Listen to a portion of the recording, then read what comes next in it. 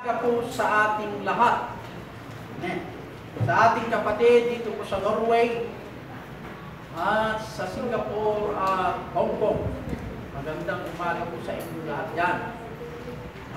We are praying na kayo po ay nasa mabuting kalagayan, and I hope so that you also pray for the church, Gethsemane Christian Baptist Church, San Matthew, Sabela, Philippines.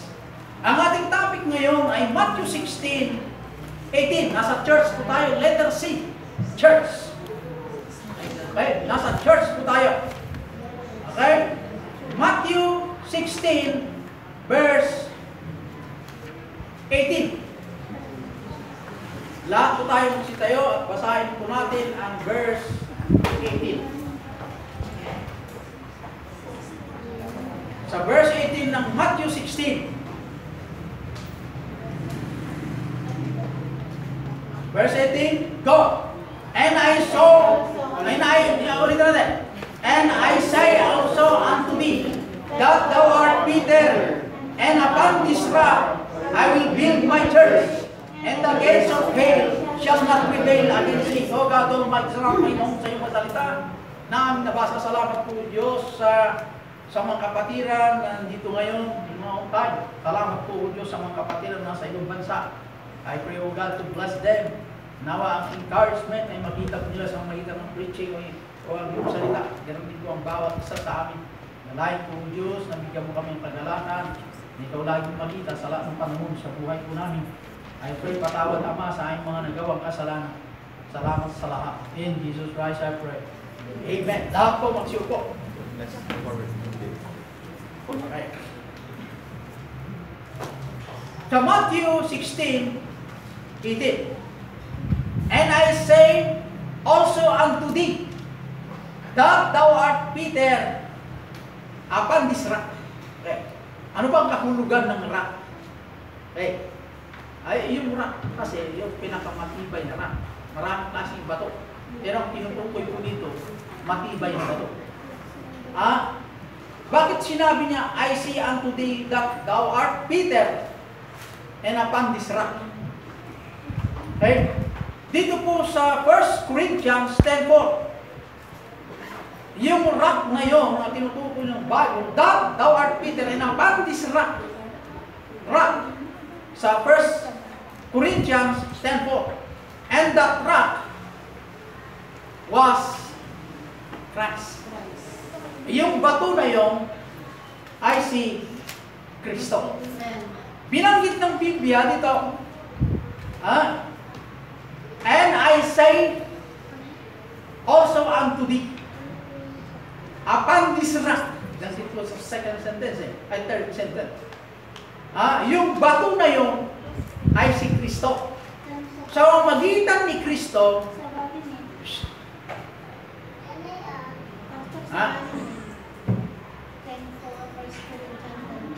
1 Corinthians 10:4. Okay? Sa last sentence, and that rock was Christ. Okay. So, nalawag na rin ng DJ rock, iso ni Kristo. Yung I will build my church. Ket mo ni Kristo ti bato, ibangon na iti iglesia. Okay? Ito kay. Iti iglesia. May met mo kayo natin. Parang palikpikan natin na ni Simon, the son of Jonah, dito sa John 1:42. Sa John 1:42. Sa John 1:42.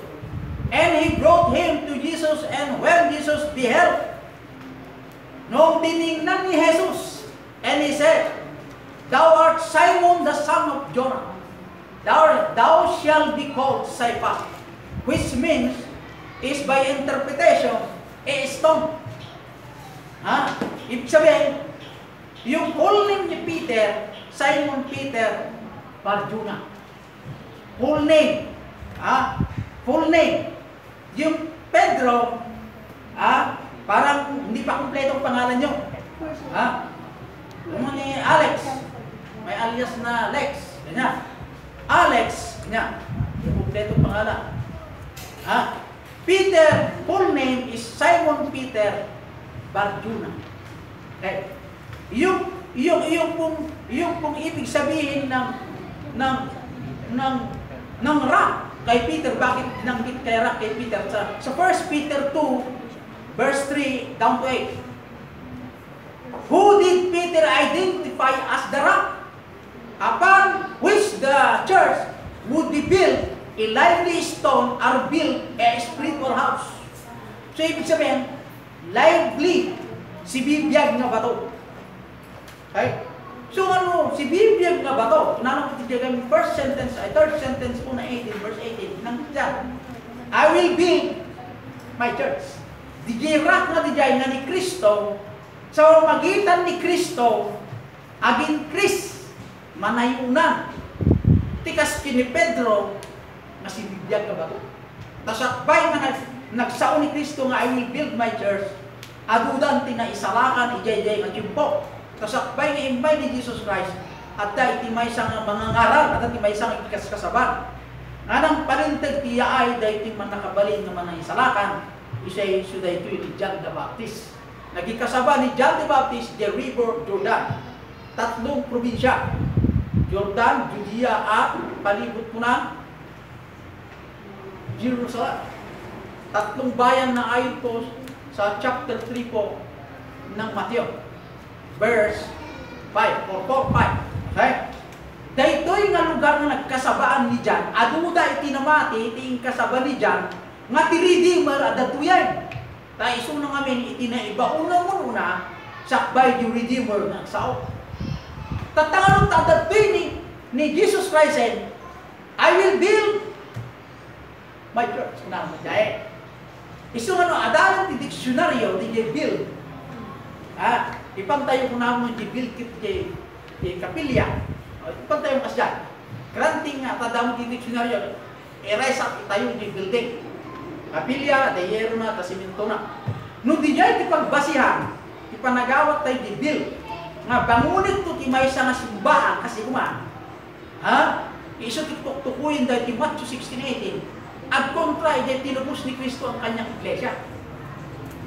Kaya mo siya, tinubos na tayo di building. Isu dahil iglesia. Ket kunan ni Jesus Christ, He came to seek and to save that which was lost. So nga naparito si Jesus Christ trabaho ti daga para isalakan tagi dyan. Mamati ka na. So nga tukuyin natin dito. Okay, isa. Okay? So mababayin kini Pedro nga lively stone. Mapaagdat kas kini Pedro nga si bibiyag nga bato. Gapu ijay rock nga ni Kristo. Pas jay. Kaya nasa undi jay. Kaya DJ church, anya kaya nasa undi church saya. In Old Testament, ito ay addressed to the nation Israel. In the Old Testament, primarily addressed to the nation Israel. In the New Testament, is primarily addressed to the church. Anya gamit kaya nasa undi church saya. Diyan ta. Pukuin tayo. Right? Church. Kaya ang title ng mensahe, The Church. Okay? The Church. Iso nga, dahil unana nga Pedro, Barjona, lively stone, si bibiyag nga bato. Ngim dahil nga bato, nasaway, nainayunak to, padagkilay, papigsay, iglesia. Get kaya nasaway na interpretation na. Iti scriptural interpretation. Tanugamin, di building tituktukuyay. Sa batong ito, Pedro, katayo ko ang aking iglesia, itong building. Nagpatakder nga ni Kristo, itimay sa building. At ang papasok sa akin ay maliligtas. So maliwanag po na ang iglesia ay ang tinayo ni Kristo. Kung sino ang pumasok, yun po ang maliligtas. Kanya, niya interpretation itong mga kulto. Kaya babawag at basa tibigya. Basahin nyo, digay, pasugo. Ngayon di pasugo, pinarami din di Quezon City. May distribute sa lahat sa lupa ng dito sa Pilipinas. I-discourage sa naging member at basa ng Biblia. Tanong basa ng Biblia kami. Matuktalang di iwan. Kinapugmuna. Apay ko na. No, di building di pagtutungtungan. Sumurid ka dyan, maisalakan ka. Kasi ano nga di saan nga sumurid? saan mo, saan na sumbre, ka na may salamat, saan? Kailangan pumasok ka di iglesia, tinayo ni Kristo. Kung wala ka sa iglesia, hindi ka maliligtas. Yeah. Kawawa naman si Peter, napunta sa impyerno. Bakit? Lahat ng mga apostoles napunta sa impyerno. Ganun din po lahat ng mga propeta sa Old Testament napunta sa impyerno. Walang naliban na sikta, siktas naman sila. Paliwanag mo ngayon, hindi mo yung paliwanag yun. Kailan na tayo ang iglesia? 1940. Bago nagsalita ni Jesus Christ, I will build my church. Ado tinaisalakan na niya yun. Pati ito yung apostoles, timanggap na kay Kristo, babaeng ti preaching ni John the Baptist, si J. Rivero, yung tam, nasa Matthew yan. Di ba na? So nga, hang na di jay ti pagbasyan di building. Tanong building ti pagbabasihan, ado ti kontra. Apay, natay ni Kristo, para iti iglesia, so di building. Hindi ang mga taong tumanggap kay Kristo, ay yun lamang po ang maliligtas. Actually, si Jesus nga, i-baptist, baptize, i-baptist preacher. Pero, binautisman, isang mga aral na baptist. Saan? Nandito sa Matthew. John the Baptist baptized Jesus Christ the river Jordan.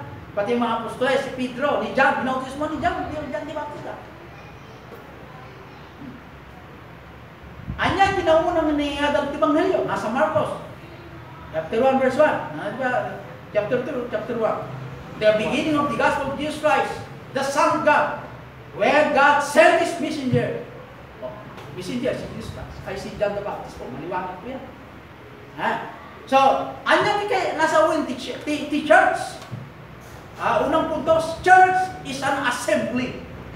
Anya kay nasa uwin ti assembly. Di ngay nagdadagupan. No? The word church is, in the Greek word, is an ecclesia. The Greek na termino, ecclesia, EKK. Okay. Kaya nasawin, a company of people called out for a specific purpose. Di mo di kayo nasawin? Naglawag. Called out, a company of people called out for a specific purpose, I should say. A company of people called out for a specific purpose, yun po ang kahulugan ng ecclesia na Greek word. Kaya listen to me, sayang lang kung tayo pag hindi na, kasi ito yung ginagamit itong mga ecclesia, mababaw ang kanilang interpretasyon. Kung sa pag-alim ng iglesia, doon ka maligtas, maraming kawawa. Si Abraham napunta sa impyerno na kasi wala pang iglesia no. Ang iglesia ang tinutukoy ng bago na yung mga tao, hindi yung building. Okay? You know? Ano bang kahulugan ng ecclesia na ayon sa Greek word? Iti Greek word ti ecclesia, kaya nasa uwin ti ecclesia, ti English, church, ti Tagalog, iglesia. Anya ti kaya nasa uwin, a company of people called out for a specific purpose. Look mo rin kita tao, at Yusip Noel. Kapag kung kasaba ni Jesus Christ kanyada, tinanggap na si Jesus Christ. Kapag tinanggap na ni Jesus Christ, imay na tilawag. Hindi imay na tilawag. Nang tidak instruction kanyada, tada purpose na maapay, ngayon sala ang ida ni Yusip Noel. Inabak tilawag, tada ti purpose ko kanyada, nga di imbaga kada kayo ang mga isalakan ni Suri Kristo, inyong ibahagi for a specific purpose. So, kaya nasawan, a company of people called out. So, called out. Rimuar, inayabar na. Apa yung maayaw tisip mo tayo? Maday. Ito kaya nasawan, called out the citizen to a meeting to conduct business.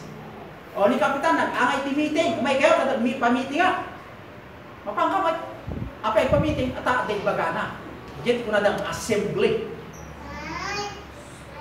Okay, maliwanag. Anyamot kahit itong scriptural meaning. Iti makumpuna nga ecclesia, nga Greek word. Kanya ti kaya nasa unmay. It is an organized assembly of baptized believers. It is an organized assembly of baptized believers. Medyo iti scriptural meaning, iti church nga ecclesia, nga Greek word. Iti English, church. Iti Tagalog, iglesia. Hindi man, paliwanag ng iglesia ata. magagaling ti iglesia, iti word day is that. Yung interpretation, awang kanya the meaning. Tanong kami, unada nga iba, itayo ko ang aking iglesia ay yung building. Tisumret maisalakan. Mali ah. Inahangaan nga sumret maisalakan. Noon kapag nga, sumret, isalakan ka rin. Sumret eh. Ang pahingan kas kasawa, open ang magna, paano matino? Sumret. Kasano nga na dyan? May salakan? Pilusok mo nga, wala nga mag-ilaw mo dyan. Hindi mo pwede yan. Ha? Nasimurit ka. Ha? Naisalakan ka. Hindi rumuan ka nga. Rumuan ka man. Sigirilyo ka, hindi mo kaya. Ha? No, ang ginom kayo, hindi kayo luwag ng church. Wala naman. Sigirilyo kayo, hindi luwag. Sabi po ng Bible, no anak na kanya api, saan ka mabalik sigirilyo? Tabitin nga bagi templo, di ba na Espiritu Santo? Nasa pakasarakan, 6:19 sa 1 Corinthians. Iyayaan mo nga tibagi yung templo, di ba ng Espiritu Santo? Ano nga kung pala tangapagit, kukuha niya ako Diyos. Ano nga matadailon? Wala naman si Jack. Tatadailon di kasta. Ha? Maliwanag? So, scriptural meaning, it is an assembly of organized, baptized believers. So, meron tayong importante, may panggap ti assembly. Ano na gawin ti assembly? Ti assembly must be local. Okay? Local. Ano sa way? DJ geographic location. It is always used in connection with definite geographic location. 1 Corinthians chapter 1 verse 2. Binanggit ko yung Church of God which is at Corinth. Oh. Assembly, dati assembly di mananampalataya, di Corinth. So ibig sabihin, geographic location. Ano mabaling nga invincible church? Ano mabaling nga universal church? Wala akong matatagpo ng ganyan sa Bible, universal church, invincible church. Wala. Kaya ang assembly, yung gimong kitatao, or the gathering of the people in one location, which is called the church, ay kailangan po geographic na nakalocate, makita. Bakit? Example nga 1 Corinthians 1:2. The church of God which is at Corinth. 1 Corinthians 16:1 and 19. The church of Galilee and church of Asia. Location. Geographic location. Identify kung saan nakalocate yung church. Okay? Maliwanag po. So, wala akong invincible universal church. Katulik ko ang tayo yung pagkasa. Kawawa naman ito mga katulik ko sa tinukuha ngayon. Nung mating kami ng patay ko dito sa Vizcaya. Yung kapatid kayo ni Mrs. ang pangapasakan ng pangasawa niya. Ay pangalawa na nasa number 1 na siya po engineer po dito sa Vizcaya. Kaming DE, District Engineer. Ito pangalawa, Guru Vizcaya. Ayun, dumating po yung kanilang pastor, Church of Christ. Pero ang Church of Christ hawak din ng Katoliko. Ngayon dumating yung pare. Pinakilala sa akin, pastor, si Father, ganyan. Ganyan ng pastor. Sabi, ganyan. Church of Christ, El Shaddai, hawak din ng Katoliko yan. Kung ayaw kong Katoliko na pang El Shaddai, bakit ang plan? Kaya na kayo Brad, una kanya na, kung may tinawag na Father. Wala nang matawag sa Bible na Father, walang Father sa Bible. Father in the flesh, Father in the Spirit, this is God. Awan sa kanin. Kasan mo yung ngayon natin diyan? Kaya na naman di Bible Revelation, ang kawalyag na yun, ang kawalyag ka. Nakakas tayo dyan. Spiritual Father is God. Physical Father, your parents. Kung saan pa yung makunang may pastor is spiritual Father. Spiritual counseling, pwede. Walang spiritual Father. Ang Panginoon ng spiritual Father. Kaya, Brad, sino ang sumuka sa San Matthew na padi nung may na-rape na ganito? Hindi na kasi.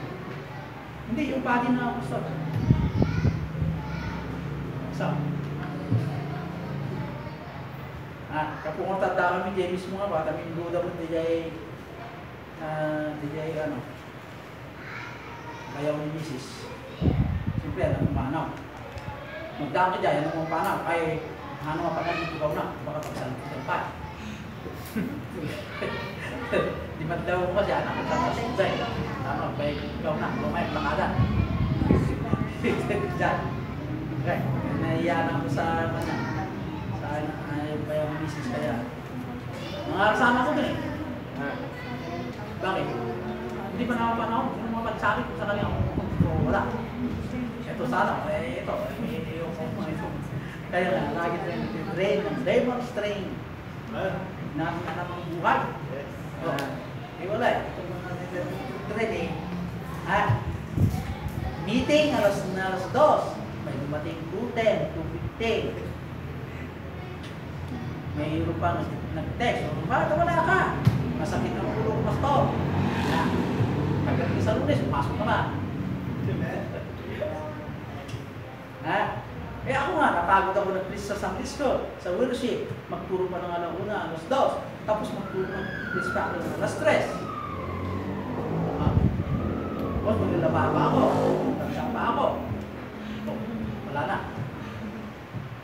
Ito naman si Bless. Kaya sumasakit ang ulo ko. Tinanggung ko.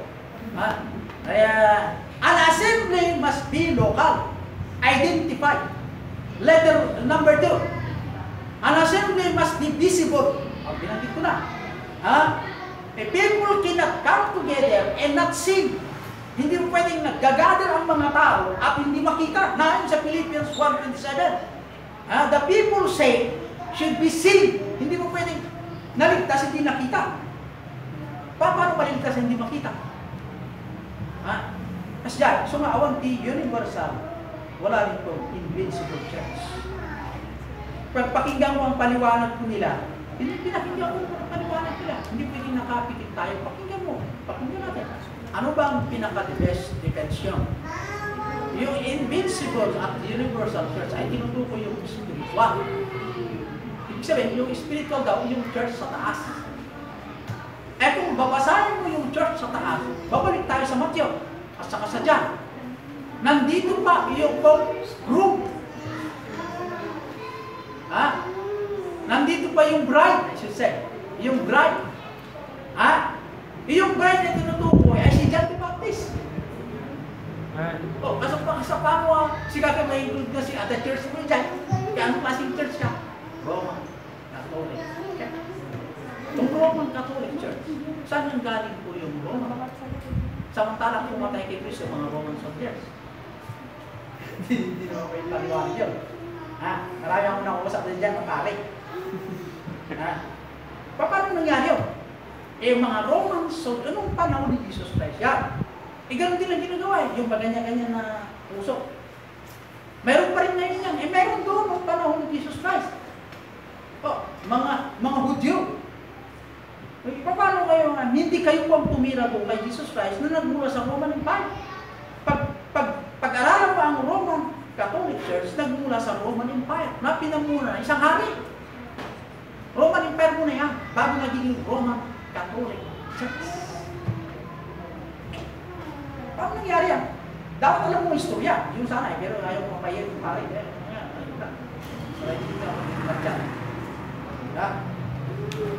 Kaya hindi ko pwede yung ganyan.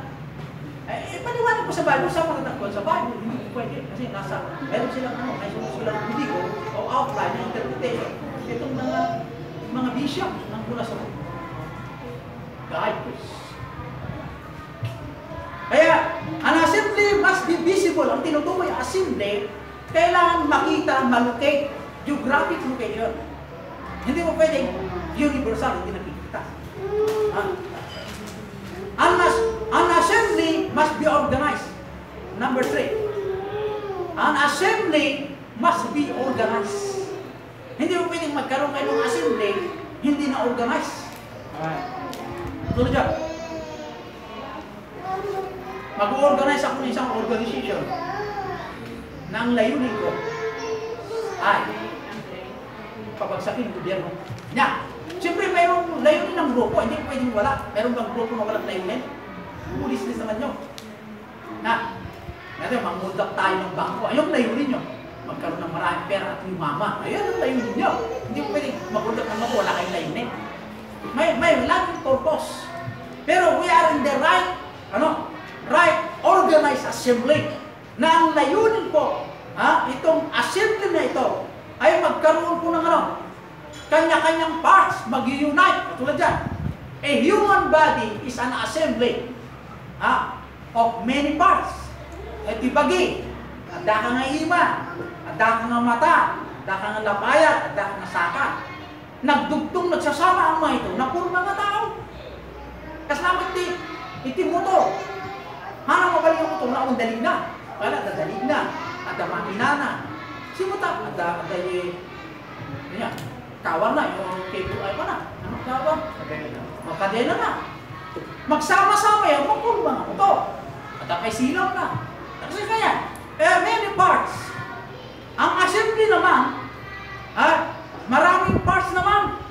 Mayroong leader. Ang leader ay si Kristo. Pero dahil wala na si Kristo, ang itinalagang leader ay ang pastor, the bishop, and the elder. Ayun ang itinalaga. I will give you a pastor according to my heart, saith the Lord. Kaya, maliwanag po. An assembly must be organized. Na-organize, may isang assembly.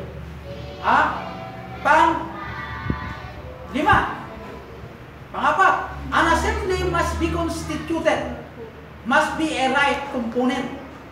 Hindi po pwede yung motor, ang tidalig na kikas na didalig di bangko way. Hindi po right component nyo. Kailangan nasa alignment manay. Kung tricycle dalig na. Alangan mo nga niya for wheel kay dalig di tricycle. O diba? Kasama ti church. The church, but may alignment. There should be one Lord, one God, one Lord, one baptism. Ito naglawag mo diyan. No one Lord, may isang tagapagligtas, may isang apo Diyos, may isang bautismo. Beginning of baptism. Basahin tayo di Matthew, chapter 3, verse 1. 3. Ni John the Baptist nag-baptize in the river of Jordan. Ngayon ni John, inikan niya apo Diyos, ni God the Father, niya authority to baptize. Katagin niya amin nga namati. Sino pipinatidan? Di ba? Hindi. Maria? Hindi. Pipinatidan ni Jesus Christ bilang the Redeemer and Savior. Pipinatidan ni Jesus Christ bilang Redeemer and Savior. Nagkaroon ka ngayon ng anong sabi po ng Bible sa John? He that believe it on me. Anong sabi ito? Believe it na ng palataya ay magkaroon ng buhay na walang hanggan. He that hath the Son hath life. No, dakong kati anak, at dakong kati diyan. No, awalking kati anak, awalking kati diyan. So, maliwanag ko na, si Kristo nasa kanyang buhay. So, maliwanag na ang assembly must be constituted, must be a right component. Ni Jesus Christ, di man nugot mo. Tama, save ka. Kailan mag-align, there should be a right person to baptize. Kailangan baptize. Ininyagan ka nun, tapos right component kayo, hindi mo right component yun. Hindi po, hindi magtali. Tulad dyan, kahit mo ayang ating ulo, ayos mo tingnan ayos. Diba sa yung kasi na dyan takyak ni Pacman. Takyak mo sa toy. Awan na, nagtali. Hindi mo pwede yan. Kaya ang kamay ni Brother Alex, yung kamay ko, ganito niya. Kay Alex, is make say, ay hindi pwede ilagay dito. Bakit? Hindi magtali. Di ba? Alam naman na magkaroon ng right components, right as symbol. Pag na-approach na marsot yung tao, kumpleto. Kung bakit meron hindi tagilid, yun yan. Eh dahil sa kasalanan. Isa lang sabi dyan. Dahil po sa kasalanan. Kaya, ang sabi po ng Bible, receive the Word of God, there is salvation. At the time na bautismuhan ka, ay na timanggap ka kini Kristo Jesus, ang next ay baptism. Ang pangatlo ay membership ka sa isang iglesia na itinayo ni Kristo. Itinayo ng biting, hindi. Itinayo na ibig sabihin, isa ka sa mga pinili at pinalago sa magitan ng bato na si Kristo na rock. Yun ang pundasyon mo kaya nagkas ka sa biyaya ng Panginoon. At ikaw ngayon ay member sa baptist. Yung mga alagad ni Jesus Christ baptized by a Baptist preacher. Even si Jesus Christ baptized by a Baptist preacher. Nagbaptize siya kaya apostoles. Okay, babaptize na gito yan. Kasi nagbaptize na siya, nagmula itimay sa authority to baptize. Nag-baptize mo mati mo na ngayon, may katoy. Kailangan tanggap mo si Jesus Christ. Pagkatanggap mo si Jesus, mababaptize mo ulit. Kasi wrong baptism ka. Nagbuwan ko yan. So, ang sabi ng Acts 2:41, then that they gladly received His word, were baptized, and the same day, they were added unto them about 3,000 souls. So, dagyan na bautismuan, na inayon ka dagyan pa. So, upon this rock, Peter, I will build my church. Panayunan, paadun ni Jesus Christ, papigsaon na iti makumpunang iglesia. Saan nga ati patakdir building. Kasano na akong tao na. Kaya naman kasi magpapagtan ko sa building mo na yun. Kaya na akong tao na kaya the building. Dito tukoy na church. Mali tinubos ni Kristo ang kanyang iglesia. Yung church sa tinutukoy, tinayo nyo, may simito, tiyero. Yun ang tinubos ni Kristo. Mali. Ang mga tao tumanggap kay Kristo. Yun po ang tinubos. Scriptural yun. This is the only scriptural way by which people become members of the Baptist Church. Sana itong mga Baptist Church hindi pag tumatagal hindi pasaway kasi maraming mga members na tumatagal pasaway. Hindi na tumatagal sweet, maging sweeter sana. Ay hindi, karamihan naging pasaway. Diba yung Terenda? Dito si Terenda, alam niya yun. Meron gano'n. Yun yung karamihan. Okay? Tingnan niyo po ang basihan ni Iglesia ni Batman. Ni Batman. Matthew 16:18. John 10:9, kung sino ang papasok sa akin, maligtas. Colossians 1:18, ang ulo ng iglesia ay si Kristo. Ang ulo ng iglesia ay si Kristo sa Colossians 1:18. Sa Romans 16:16, magsihalikan kayo ng banal na halik. Saan? Sa iglesia ni Kristo. Right? Sa Acts 20:28, tinubos ni Kristo ang kanyang iglesia. 1 Corinthians 12:27, isa kayong sangkap. Sangkap, ibig sabihin, yung sinabi ko sa inyo, may aser, may tagapangaral, may tagalinis, isang sangkap. Ito ang kanilang basihan, na kung wala ka sa iglesia na itinayo ni Kristo, ay hindi ka makailanman maliligtas. Itong basihan nila. Kung sino ang papasok sa akin. Ano yung akin? Sa batong ito, Pedro, itatayo ko ang aking iglesia. O maliwanag na ang kanyang iglesia ay sa kanya. Kung pumasok ka sa akin, sa kanya na pag-aari na iglesia, maliligtas ka. Dahil si Kristo ang ulo ng iglesia. Diba? Magsibatihan kayo ng banal na haliksaan sa iglesia ni Kristo. Saan? Masarap na po yung Roma 16:16. Magsihalikan.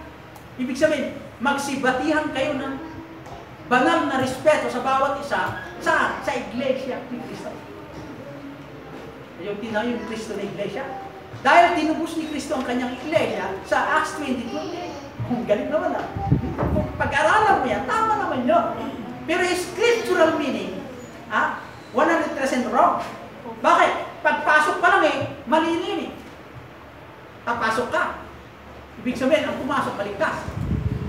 Makiinom ka ng tubig, baligtas. Tapos pumasok ka sa iglesia. Ibig sabihin, ang pagkain, complete yung pagpasok. Sumurit ka yung agdingig ka, agtights ka. Kung hindi ka agtights, ayaw na, disqualified ka ng maliligtas. Ganyan. Dapat magtatights ka sa ikapo. Nung hindi ka susunod sa ikapo, hindi ka rin maliligtas. Ibig sabihin, pag pumasok ka, hindi ka sigurado. Sa naman niya, wala, ang tinanggap na iglesia na. Kaya, sasabihin na ni Kristo ay hindi Diyos. Hindi pwede makapagligtas si Kristo dahil hindi Diyos. Kailangan haluan ng gawa para kumpleto ang kaligtasan. Okay, ibig sabihin, hindi pa sila ligtas. gagawa pa muna. Pag dumating na yung second coming, ay doon makukompute kung okay na ang gawa mo. Ganda. Pagpapat, mali, hindi mo ka. Ibig sabihin, hindi pa rin sigurado kahit pumunta ka dyan. Ha? Maling interpretation po itong mga kapatid. Pag ito ang gagamitin, gamitan mo sa salita ng Panginoon. Kasi setan nga, gumagamit din ng salita ng Panginoon.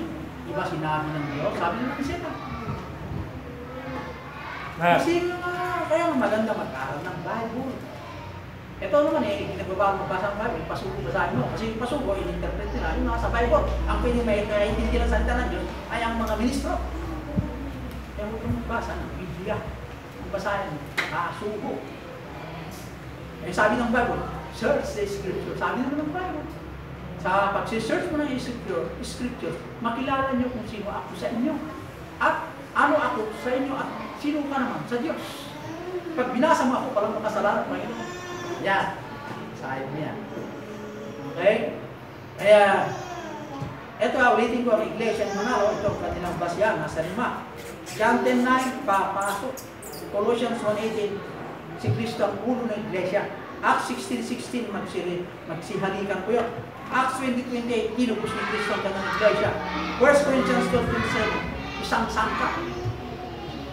Right? So, maliwanag po, ito po yung tungkol sa church. Di ba, sa sunod, pag-aralan mo maigi yung the Baptist history. Paano naman pinatay itong mga nangangaral na mga tumayo po sa pananampalataya. Baptist history. Ay po manalangin o God Almighty sa Panginoon sa iyong salita. Salamat po Diyos sa ipinarating mo sa amin na paalaala na ang kaligtasan ay hindi po ang Iglesia, kundi si Kristo mismo na tumubos sa bawat pananampalataya.